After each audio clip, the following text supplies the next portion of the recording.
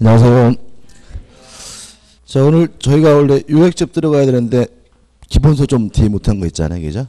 민사특별법 좀 정리하고 요약집 들어가도록 하겠습니다. 기본서 보시면 486페이지부터 민사특별법이 나오고 있죠. 혹시라도 안 가져오신 분이 계시면 요약집 주택임대차 보호법 하시면 될 것 같고요. 일단 주택임대차 보호법은 주택에 관한 임대차를 보호하는 법입니다. 그래서 몇 가지를 좀 정리하면 되는데, 첫째, 적용 범위죠. 주택임대차 보호법이 적용되려면 586페이지요? 예. 주택임대차 보호법, 민사특별법. 자, 첫째, 주거용 건물이어야 됩니다. 주거용 건물에 대해서만 주택임대차 보호법이 적용이 되는데, 일단 첫 번째 기억할 것은 주거용 건물인지 아닌지 여부는 실질적으로 판단한다. 형식적으로 판단하지 않는다. 무슨 말이죠? 공부상 용도가 뭐라 되어 있든지 간에 실질적으로 주거용으로 쓰여 있으면 주택임대차 보호법이 적용되고요. 두 번째 문제는 언제냐? 우리 판례에 따른 다음에 원칙적으로 임대차 계약 시담. 다시 말하면 임대차 계약을 할 때 실질적으로 주거용 건물이어야 주택임대차 보호법이 적용이 되고요. 세 번째, 전체가 모두 다 주거용 건물이어야 되느냐? 이 문제에 대해서 우리 주택임대차 보호법은 일부가 비주거용으로 사용되고 있는 경우라 하더라도 주택임대차 보호법을 적용을 해준다. 꼭 기억해 두셔야 되고요. 그 다음에 네 번째는 임차인 문제죠. 일단 임차인은 자연인이어야 하기 때문에 원칙적으로 임차인이 법인인 경우에는 주택임대차 보호법을 적용하지 않습니다. 원칙이라는 말은 예외가 있다는 얘기죠. 우리 주택임대차 보호법은 예외를 인정하고 있는데, 요렇게 기억하시면 될 것 같아요. 예외적으로 법인이 주택의 임차인이라도 적용되는 경우가 있다. 두 가지인데, 첫째, 법인인 임차인이 LH공사거나 또는 지방공사인 경우에는 주택임대차 보호법에 적용되는 경우가 있고요. 또 법인인 임차인이 만약에 중소기업인 경우에는 일정한 요건을 갖추게 되면 주택임대차 보호법이 적용이 됩니다.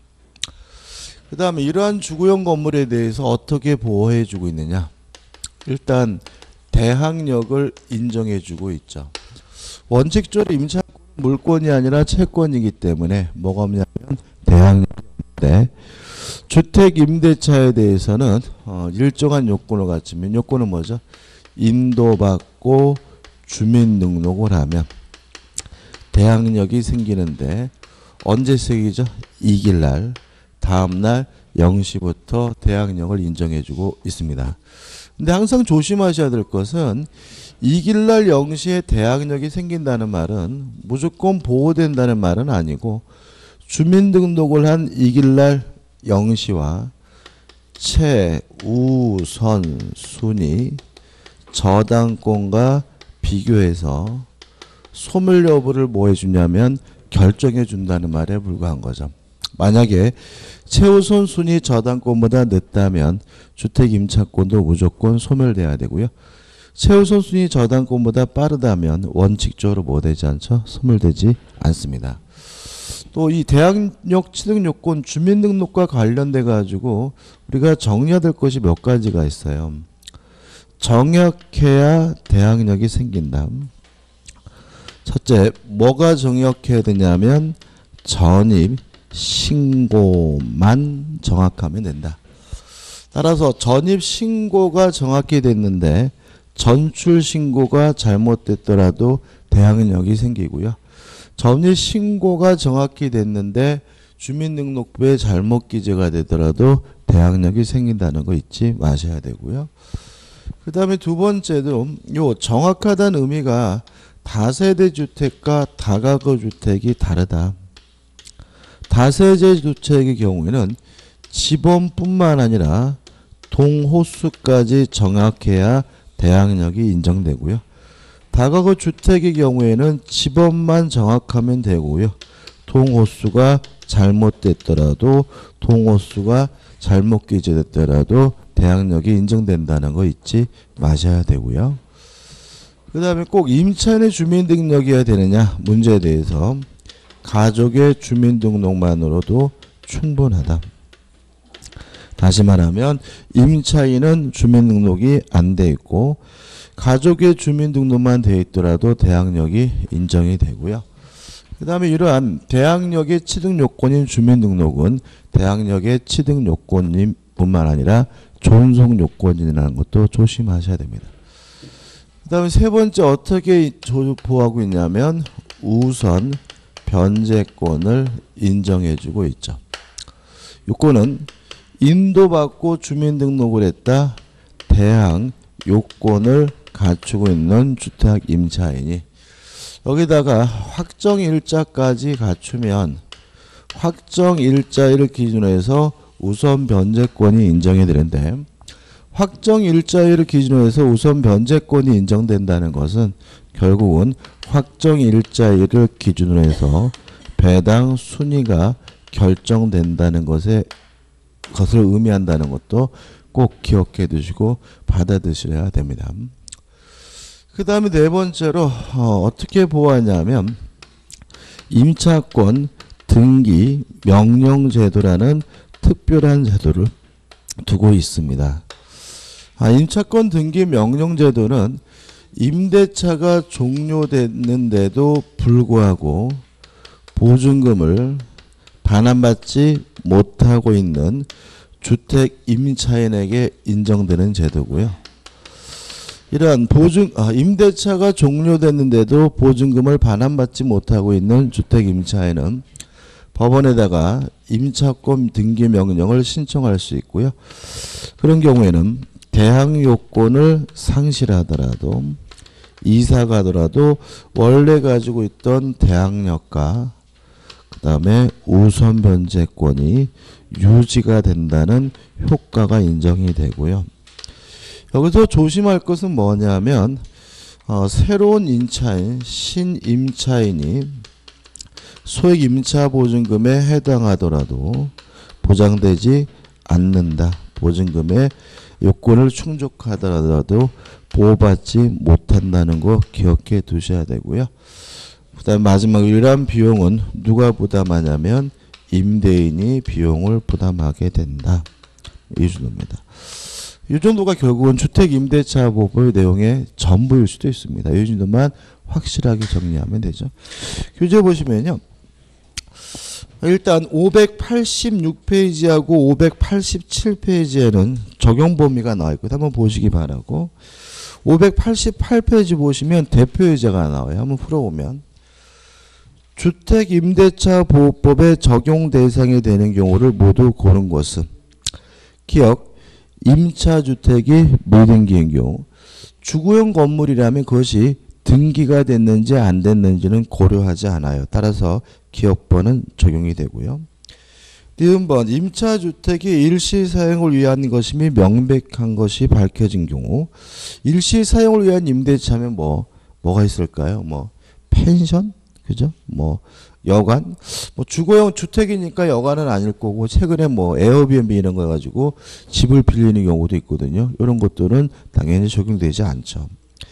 디귿번 사무실로 사용된 건물의 주거용 건물로 용도 변경됐다는 말은 임대차 계약할 당시 그 건물이 주거용 건물이라는 얘기고요. 따라서 주택임대차보호법이 적용이 되고요. 1번 적법한 임대 권한을 가진 자로부터 임차하였으나 임대인 주택 소유자가 아닌 경우 적법한 임대 권한이 있으니까 당연히 적용되겠죠. 따라서 기억 디귿 리을 해가지고 3번이 답이 되네요. 그 다음에 우측에 존속기간인데 존속기간 보면 여기다 안 적었죠. 다 아시기 때문에 1번 최단기간 몇 년 보장하죠? 2년이 보장된다. 2번 주택임대차의 법정갱신해가지고 넘겨보시면 요건이 나오는데 임대인과 임차인의 요건이 좀 다릅니다. 임대인은 만료 전 6월부터 1월 사이에 나가라는 등의 별말이 없었고요. 임차인은 만료 전 1월까지 나가겠다는 말이 없었다면 자동으로 뭐가 돼요? 갱신되는데 이번 존속기간은 또다시 몇 년이죠? 2년입니다. 다만 주의하실 것은 요 2년이라는 기간은 보장되는 기간이지 임차인이 사라져야 될 기간은 아니기 때문에 임차인은 언제든지 자유롭게 해지 통고할 수 있고요. 몇 개월이죠? 3월이 경과하면 임차권이 소멸되게 됩니다. 그 다음에 대항력이죠. 우측의 요건 보시면 1. 주택을 인도받고 2번 전입신고를 하면 되고요. 4번 주민등록을 하면 되고 주민등록이 뭐냐에 대해서 가해가지고 전입신고를 하면 주민등록을 한 곳으로 본다는 말이 나와 있죠. 그 다음에 내용이 쭉 나오는데 특별한 건 없습니다. 뭐 이 정도만 정리하면 될 것 같아. 확실하게만 정리하시면 될 것 같고 593페이지 오시면 대항력의 내용이 나오는데 1번 양수인에 대한 관계 새로운 소유자에게 대항할 수 있으므로 원칙적으로 임차보증금은 누구한테 돌려받게 되냐면 새로운 소유자인 양수인에게 임차보증금을 반환받게 된다. 뭐 이 정도 내용이고 그 다음에 넘겨보시면 제3자에 대한 관계 제3자에 대한 관계는 결국은 경매가 됐을 때 경락인에게 대항할 수 있느냐가 가장 중요한데 결국은 최우선순위 저당권과 비교해가지고 소멸 여부가 결정된다. 이렇게 격려하면 되고 그 다음에 3번 대항력을 갖춘 주택임차인이 전세권 등기까지 했어요. 일단 우리 판례는요. 별개의 권리를 봅니다. 그러니까 우리가 전세권을 공부해봤지만 별로 좋은 권리가 아니거든요. 그래서 만약에 주택 임차인이 전세권 설정 등기를 했다는 이유로 전세권으로 전환된다 이래버리면 세입자에게 굉장히 불리해지기 때문에 우리 판례는 전세권도 가지고 있고 주택 임차권도 가지고 있고 두 가지 권리를 전혀 별개의 권리로 봅니다. 그래서 교재에 나와 있는 내용이 뭐냐면 예를 들어 가지고 경매가 됐을 때 주택 임차인으로서 배당을 신청했다. 그러면 전세권자로는 아직 배당을 신청한 것이 아니다. 왜냐하면 두 가지 권리를 전혀 별개로 이해하고 있다는 거 주의하시기 바랍니다. 판례는 좀 너무 지엽적이죠.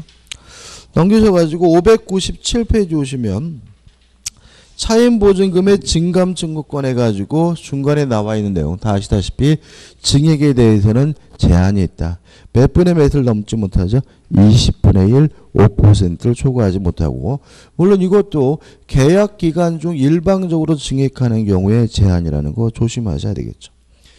그 다음에 3번 월 차임 전환 시 산정률의 제한은 너무 취업증명이 내지 않을 것 같아요. 그 다음에 넘겨보시면 보증금을 해소해가지고 대항 요건을 갖추고 확정 일자를 갖추면 우선 변제권이 인정된다. 해가지고 599페이지 하단에 보시면 요건이 나와 있고요. 넘겨보시면 2번, 3번 해가지고 나와 있는데 여기서 사례를 하나 볼 거예요. 사례를 이제 하나는 우리가 자주 봤던 거죠.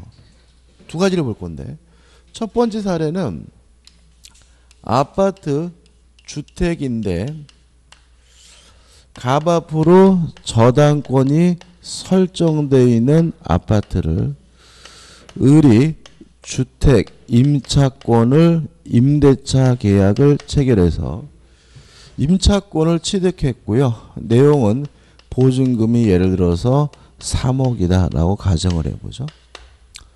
이 사람은 인도받았고 동사무소 가서 전입신고 주민등록을 했는데 확정 일자를 못하고 있는 상태에서 병합으로 저당권이 설정된 후에 부랴부랴 을이 확정 일자를 갖췄다. 이거 우리가 많이 했죠. 그죠? 이런 상태에서 경매가 되면 모든 저당권은 무조건 소멸된다는 원칙에 따라서 갑소멸하고 병소멸하고요. 주택 임차권도 최우선순위 저당권보다 늦었기 때문에 무조건 뭐가 돼요? 소멸이 되고, 배당 순위는 어떻게 되냐면 갑이 1순위, 병이 2순위, 을이 뭐죠? 3순위가 된다. 왜냐하면 확정 일자일을 기준으로 해서 뭐가 결정이 되죠? 배당 순위가 결정된다. 요 사례는 반드시 이해된다라고 몇 번이나 말씀드렸죠? 기억나시죠? 그죠? 더 이상 제가 설명드리지 않겠습니다. 어차피 시험 문제는 요 사례 가지고 돼요. 그러니까 실제로 여러분 교재 보실 때 판례 같은 거 너무 집착하지 마시고요. 작년도 마찬가지지만 요 사례를 이해하고 있는지에 대해서 문제를 반드시 출제하고 있기 때문에 너무 막 지엽적인 내용에 좀 집착하지 않으셨으면 좋겠고, 요 사례 제발 부탁드리지만 반드시 뭐죠? 이해해 두셨으면 좋겠어요. 이해 안 되시는 분 없으시죠? 그죠? 더 이상 안 하겠습니다. 그죠? 두 번째, 하나만 더 해보자고요. 아파트가 있는데 갑이 주택 임차권을 취득했고요. 인도받았고 주민등록도 했어. 전입신고. 근데 확정일자를 안 하고 있는데 을 앞으로 저당권이 설정이 된 후에 부랴부랴 병이 갑이 뭐죠? 확정일자를 받았다. 요 사례도 출제 가능성이 많습니다. 그러니까 작년에는 요 사례 비슷하게 출제했거든요. 이번에는 뭐죠? 요 사례가 나올 수가 있어요. 이런 상태에서 을 저당권자가 경매를 신청하면 첫째, 모든 저당권 무조건 소멸한다는 원칙에 따라서 을 소멸하고요. 그 다음에 갑 주택 임차권은 원칙적으로 뭐 되지 않죠? 소멸되지 않습니다. 소멸되지 않기 때문에 배당은 누구만 받냐면 을이 받고요. 요 소멸되지 않는 갑은 경락인으로부터 임차보증금을 뭐 받으면 돼요? 반환 받으면 되는 거죠. 다시 말하면 소멸되지 않았으니까 계약기간 동안 잘 살다가 계약기간이 끝나면 누구한테 돈을 돌려받으면 돼요? 경락인한테 반환받으면 돼요. 동의하시죠? 그죠? 근데 이 사람이 쓰잘데없이 임의로 배당을 자꾸 선택하는 경우가 있어요. 이렇게 배당을 선택하게 되면 원칙적으로 뭐가 돼야 돼요? 소멸이 돼야 됩니다. 왜 그런 거죠? 소멸되는 권리만 뭘 받을 수 있어요? 배당을 받을 수가 있으니까 배당을 선택을 했다면 원칙적으로 뭐가 돼야 돼요? 소멸이 돼야 되고요. 배당 순위는 어떻게 해야 돼요? 1순위가 누구예요? 을, 그죠? 2순위가 뭐죠? 갑. 이렇게 되는 거죠. 다시 말하면 배당 순위는 뭘 가지고 판단해요? 확정 일자일을 기준으로 해서 배당 순위가 결정이 됩니다. 그러면 을이 받고 모자르는 경우가 발생할 수가 있어요. 그죠?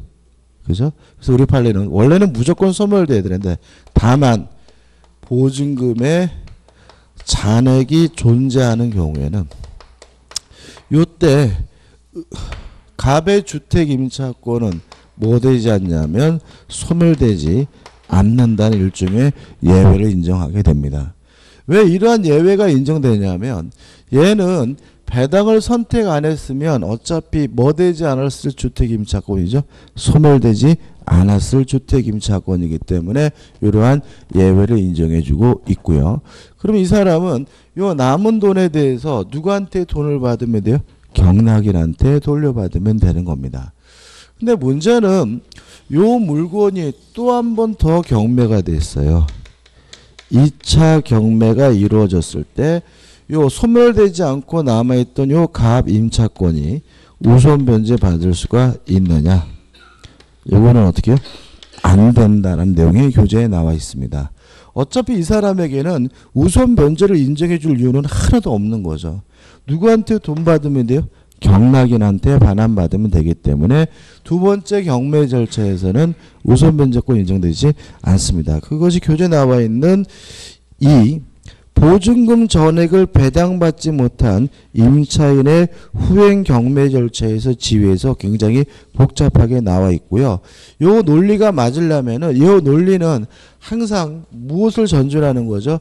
최우선순위 저당권보다 먼저 대항 요건을 갖췄는데 임의로 배당을 선택했다가 돈을 어떻게 다 받지 못한 주택 임차인에 해당한다는 것도 조심하셔야 되고요. 이 두 번째 사례도 꼼꼼히 한번 생각해 보시고 고쳐 보셔서 내 것으로 만드시기 바랍니다. 끝입니다. 그 다음에 넘겨보시면 이 임차인의 강제 경매와 임차주택의 명도 여부. 임차인이 강제 경매를 신청하고자 할 때는 집을 비워줄 필요는 없다. 그죠? 참고로 이 시험하고 상관이 없는데 강제 경매와 임의 경매가 차이가 뭐죠? 이게 참고입니다. 시험은 상관없어요.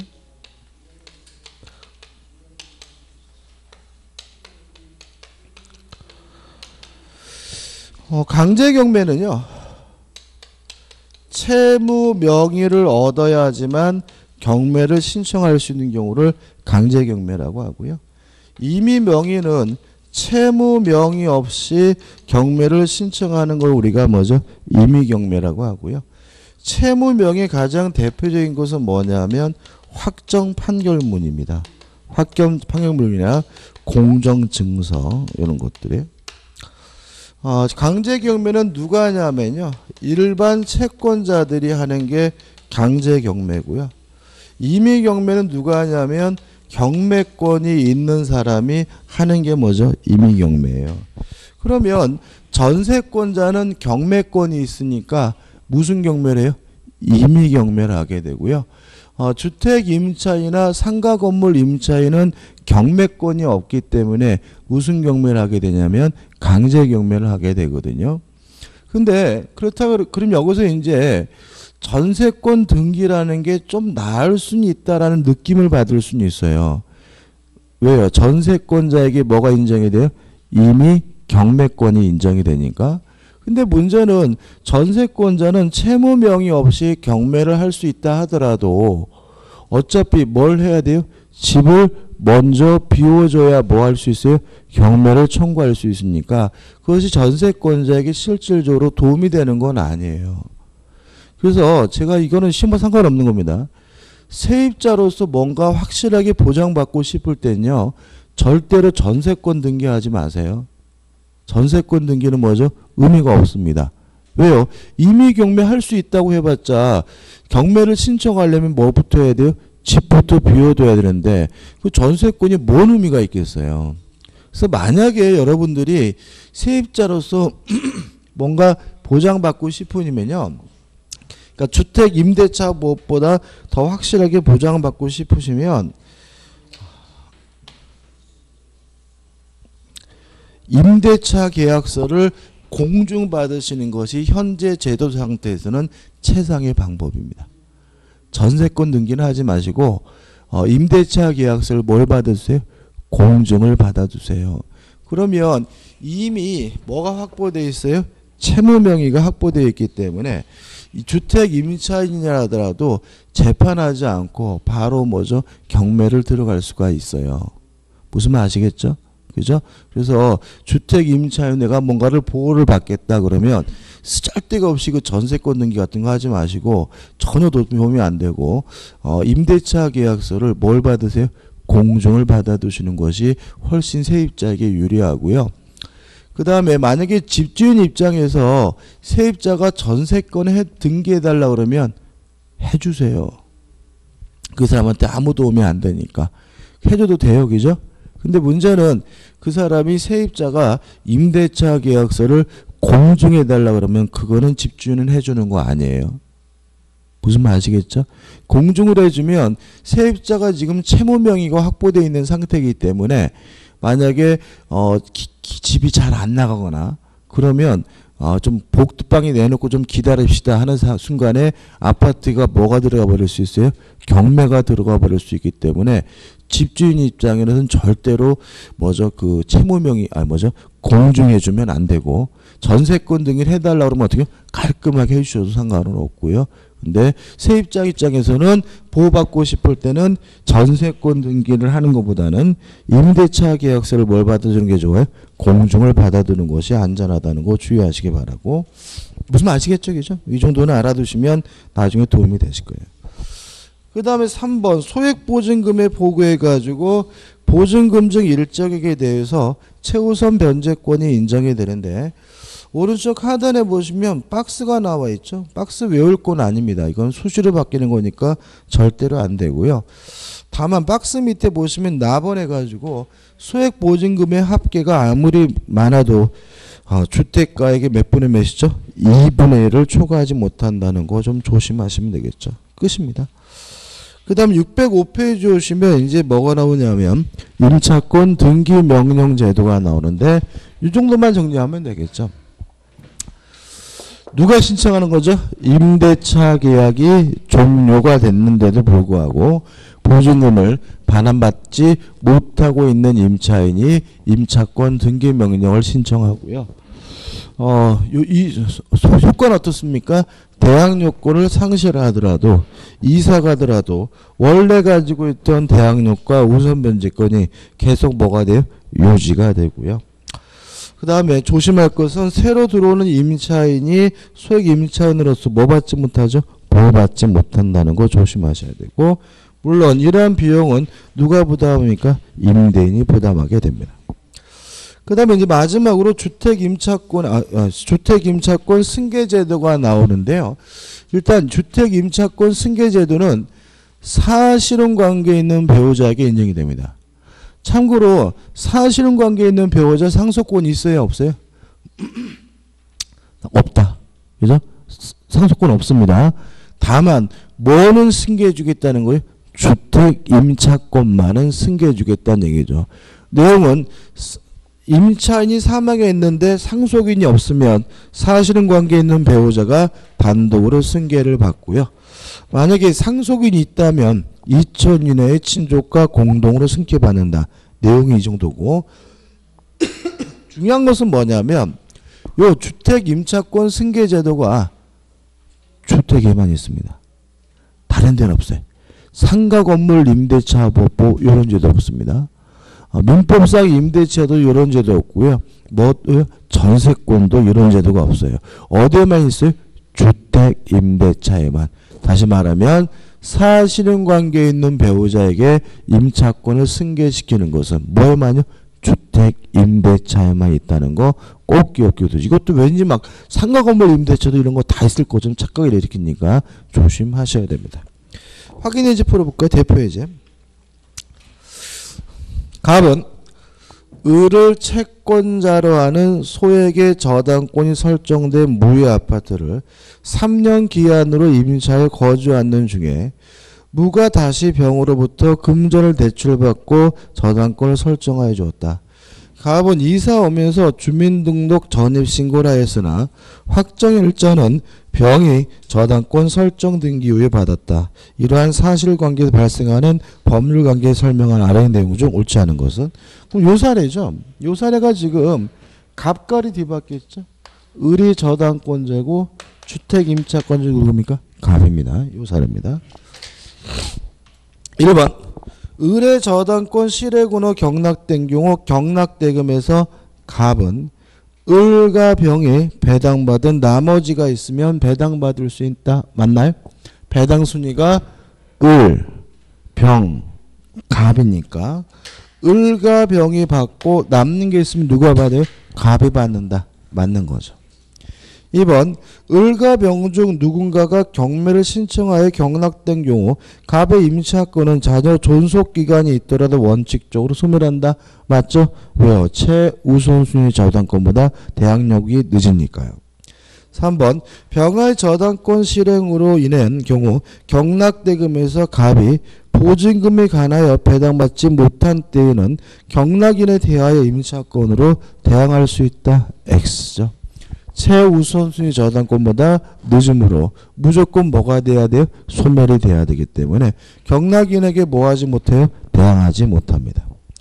4번 병의 저당권 실행에 의한 경우 경락대금에서 갑은 보증금에 관하여 병 다음에 후순위로 배당받는다. 맞습니다. 어떻게 되죠? 을병갑이죠.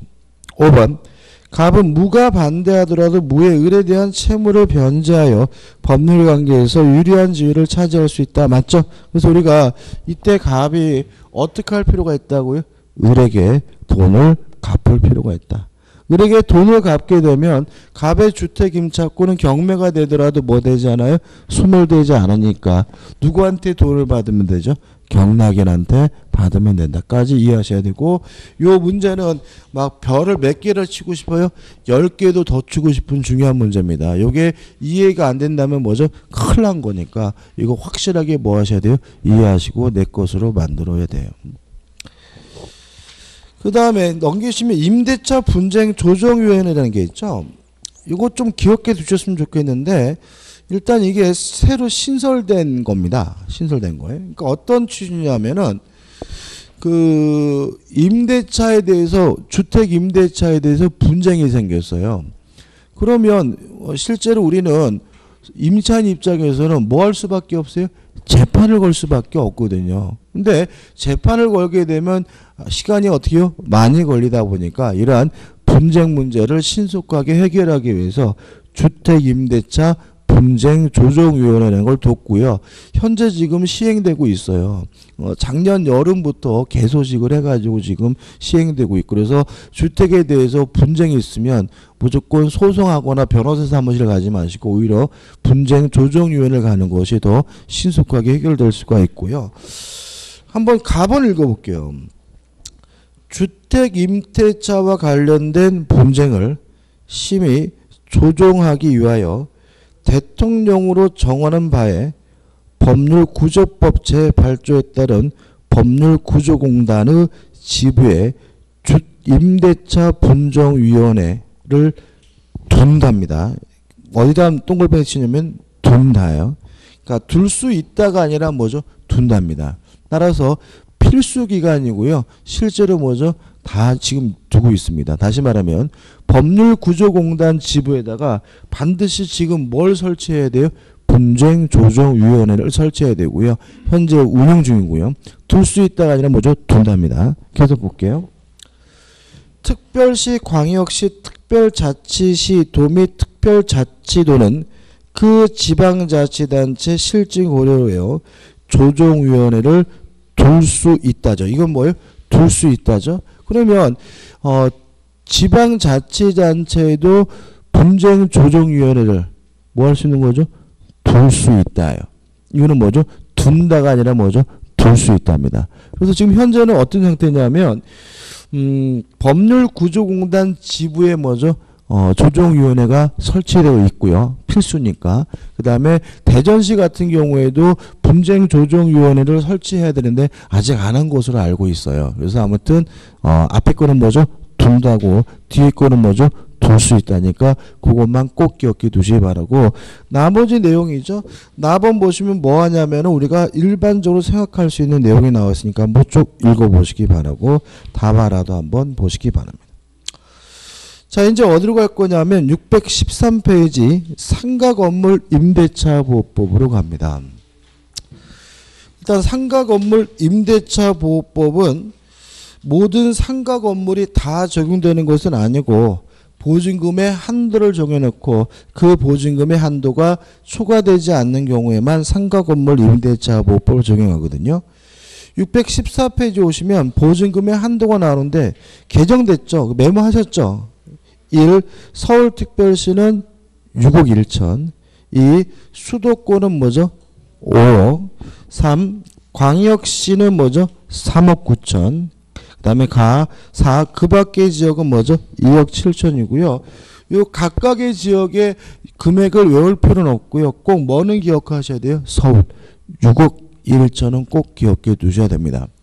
그 다음에 이런 보증금액을 초과했는지 안 했는지 여부는 박스에 나와 있는 것처럼 뭘 가지고요? 환산 보증금을 가지고 따집니다. 그러면 시험 문제가 어떻게 나올 수가 있냐면 서울 지역의 보증금 5천에 월세 600만 원인 상가 이렇게 나올 수가 있어요. 그러면 환산을 해주면은 얼마가 되는 거죠? 6억 5천이죠. 그죠? 월세 곱하기 100 더하기 뭐죠? 보증금이니까 보증금 5천에 월세 600이면 얼마가 돼요? 6억 5천이기 때문에 이거는 뭐가 적용되잖아요? 상가 건물 임대차 보호법이 적용되지 않습니다. 작년에도 비슷한 문제가 나왔어요. 그래서 이걸 정리하셔야 되는데 일단 원칙 상가 건물 임대차 보호법이 적용되는 것이 아니라 뭐가 적용돼야 되냐면 민법이 적용됩니다. 왜요? 환산보증금이 6억 1천을 뭐 했어요? 초과했으니까. 동의하시죠? 그죠? 참고로 요게 굉장히 비싼 상가는 아니죠. 그죠? 보증금 5천에 월세 600 정도면 서울에서 뭐죠? 흔히 볼 수 있는 상가이기 때문에 굉장히 비싼 건 아니고요. 그래서 많은 상가 건물 임대차가 상가 건물 임대차 보호법이 적용되는 게 아니라 뭐가요? 민법이 적용되게 됨을 잊지 마시기 바라고. 그래서 민법상 임대차가 은근히 뭐죠? 대단히 뭐죠? 중요하게 된다는 것도 조심하셔야 돼요. 다만 최근에 개정을 통해 가지고 이렇게 환산보증금을 초과하는 경우에도 예외적으로 상가 건물 임대차 보호법의 내용을 적용해 주는 게 있어요. 이게 꼭 기억해 두셔야 되는데 첫째, 인도받고 사업자 등록을 신청하면 이길날 대항력은 인정을 해줍니다. 뭐를 인정해 준다고요? 대항력. 조심할 것은 그래도 우선 면제권은 인정해 주지 않는다는 거 꼭 기억해 두셔야 돼요. 그래서 실무적으로 세무서에 가가지고 이런 상가 건물 임대차에 대해서 사업자 등록을 신청하면서 확정일자 해주세요. 그러면 세무서에서 확정일자 안 해줍니다. 왜 안 해주냐면 해줘봤자 뭐가 인정되잖아요. 우선 변제권이 인정되지 않으니까요. 작년에 여기 답이었던 것 같아요. 이게 작년에. 그 다음에 두 번째로 5년을 초과하지 않는 범위 내에서 인정되는 계약, 갱신, 요구권은 인정을 해줍니다. 뭐를 인정해 줍니까? 계약, 갱신, 요구권은.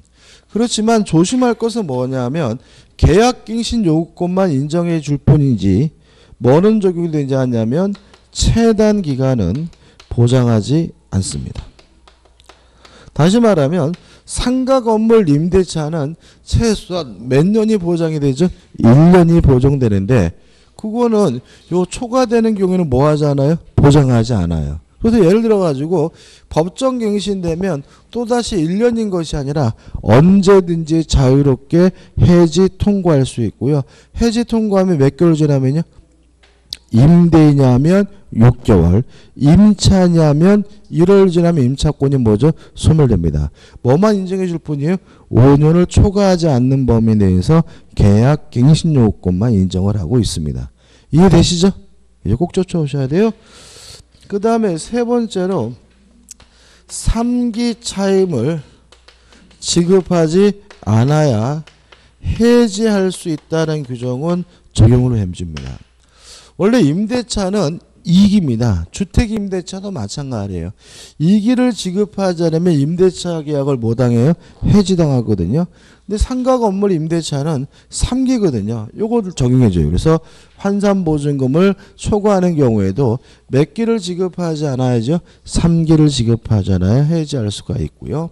마지막으로 권리금 보호규정은 적용해주고 있다는 거 꼭 잊지 마시기 바랍니다. 규정은 적용해 준다. 그래서 요 네 가지고 항상 뭐에서 파고듭니까? 우선 변제권 인정된다. 그죠? 최단 기간 뭐죠? 보장된다. 이런 식으로 파악이 되니까 항상 뭐죠? 조심하시기 바라고 이 빨간색 잊지 마시기 바랍니다. 그 다음에 대항력의 취득 요건 해가지고 인도받고 사업자 등록을 신청하면 이길날 대항력이 생긴다. 우측에 보시면 등록사항 등의 열람 및 제공을 받을 수 있고요. 보증금에 환수해가지고 확정 일자를 갖추면 무엇을 인정해 줍니까? 우선 변제권을 인정해 주고요. 넘겨보시면 소액 임차 보증금에서 보증금의 일정액을 보호해 주고 있는데 요것도 환산 보증금을 기준으로 한다. 그러니까 우리가 주택 임대차의 경우에는 소액 임차인지 아닌지 여부는 뭐만 가지고 따지냐면 보증금만 가지고 따지는데 상가 건물 임대차는 환산 보증금을 가지고 딱 결정된다는 걸 기억해 두시고요. 그 다음 우측에 임차권 등기 명령 인정하고요. 그 다음에 존속 기간에서 최단 기간은 몇 년을 보장하죠? 1년을 보장하고 있고요. 그 다음에 양가에서 한번 해가지고 2기가 아니라 3기를 지급하지 않아야 임대차 계약을 해지할 수 있다는 거 잊지 마시고, 그 다음에 계약갱신 요건인데 맨 밑에 보시면 만료 전 6월부터 1월 사이에 임차인은 계약갱신을 요구할 수 있고요. 넘겨보시면 이러한 임차인의 계약갱신 요구에 대해서 원칙적으로 거절할 수가 없습니다. 다만 다 해가지고 박스에 계약갱신 요구를 임대인이 거부할 수 있는 경우가 나오는데 여기서도 시험 문제 아주 잘 만들어내죠. 일단 뭐 다 수평적으로 외울 문제는 아닌데요. 주의하실 것이 뭐냐면 3호죠. 서로 합의하에 둥글뱅이 쳐야죠. 임대인이 임차인에게 상당한 보상을 제공한 경우죠. 다시 말하면 상당한 보상을 제공했다는 이유로 계약갱신 요구에 대해서 거부하려면 뭐가 필요한 거죠? 합의가 필요하다. 그 다음에 5호 임차인이 임차한 건물의 전부 또는 일부를 중대한 과실로 파손한 경우죠. 고의 또는 뭐죠? 중대한 과실입니다. 뭐로 나오면 X죠? 고의 또는 과실로 나오면 뭐가 돼요? X가 되죠. 그 다음에 7호도 중요하죠. 임대인이 강목 하나에 해당하는 사유로 목적 건물의 전부 또는 대부분을 주의하셔야 되겠죠. 어떻게 나오겠습니까? 전부 또는 일부로 나오면 뭐가 돼요? X가 되고요. 그 다음에 가해가지고 밑줄 쳐놨네요. 임대차 계약 체결 당시 공사 시기 및 소요기간 등을 포함한 철거 또는 재건축 계획을 임차인에게 구체적으로 고지하고 그 계획에 따르는데, 그러면 재건축 계획을 언제 고지해야 됩니까? 임대차 계약 체결 당시 고지해야 된다는 것도 꼭 기억해 두시기 바랍니다. 여기까지죠. 판례는 뭐 일단은 큰 의미 없어요. 그 다음에 넘겨보시면 법정갱신해가지고 상가 건물 임대차도 법정갱신 인정되는데 존속기간은 몇 년이죠? 1년. 다만 임차인은 언제든지 자유롭게 해지 통고할 수 있고요. 임차인이 해지 통고하면 3월 지나면 임차권이 소멸됩니다. 그 다음에 차임 등의 증감청구권인데 개정됐죠. 밑에서 세 번째 줄 보시면 100분의 9가 아니라 뭐로 바뀌었죠? 100분의 5로 바뀌었습니다. 100분의 9가 아니라 이게 뭐죠? 100분의 5. 그래서 이제는 전세권이든 주택 임대차든 상가 건물 임대차든 다 몇 %예요? 5%죠. 그러니까 20분의 1을 초과하지 못한다는 말도 결국 뭐예요? 5%. 100분의 5를 초과하지 못한다는 말도 뭐죠? 5%니까 이제는 증액의 경우에는 모든 것이 다 뭐죠? 5%를 초과하지 못한다는 것으로 통합되어 있다는 것도 기억해 두셔야죠. 근데 월차임 산정률의 제한은 보실 필요 없습니다. 그 다음 넘겨보시면 이제 622페이지에 권리금의 해수가 나오죠. 별로 중요한 것도 아닌데 아주 복잡하게 나와 있는데요. 일단 이걸 좀 정리를 해야 되는데, 간단하게 정리해야 되는데, 만료 전 3월부터 만료시까지 임대인은 권리금을 임차인이 회수하는 것을 방해하는 것을 금지하고 있습니다. 따라서 임대인은 만료 전 3월부터 만료시까지 권리금 회수를 뭐하지 못해요? 방해하지 못하는 거죠. 근데도 만약에 방해를 했어요. 위반했어요. 그러면 임차인은 임대인에게 손해배상을 청구할 수가 있는데 손해배상액은 기존 보증, 기존 권리금과 또는 신규 임차인이 지급하기로 한 권리금 중 낮은 금액이죠. 낮은 금액을 초과할 수가 없다. 그 다음에 이러한 이 손해배상 청구권의 행사 기간도 제한이 있는데 몇 년 동안 행사할 수 있냐면 3년 동안만 행사할 수 있거든요. 갑자기 안 보이네. 몇 년 동안요? 3년 동안. 그죠? 3년 동안 행사할 수가 있다. 이 정도만 좀 기억하시면 될 것 같아요. 그죠? 다시 한번요. 임차인의 권리금 회수를 임대인은 방해하지 못합니다. 언제부터 언제까지? 만료전 3월부터 만료시까지. 방해하면 어떻게 되느냐? 임차인의 임대인에게 손해배상을 청구할 수 있는데 기존 권리금과 신규 임차인이 지급하기로 한 권리금 중 낮은 금액을 뭐하지 못하죠? 초과하지 못하고요. 이러한 손해배상 청구도 몇 년 동안만 행사할 수 있습니까? 3년 동안만 행사할 수 있다.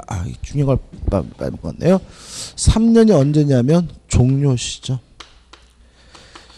임대차 종료시부터 몇 년이요? 3년. 항상 우리 민법은 숫자 앞에 말을 조심하죠. 그래서 어떻게 나오겠습니까? 반환시부터 3년 그럼 뭐죠? X다.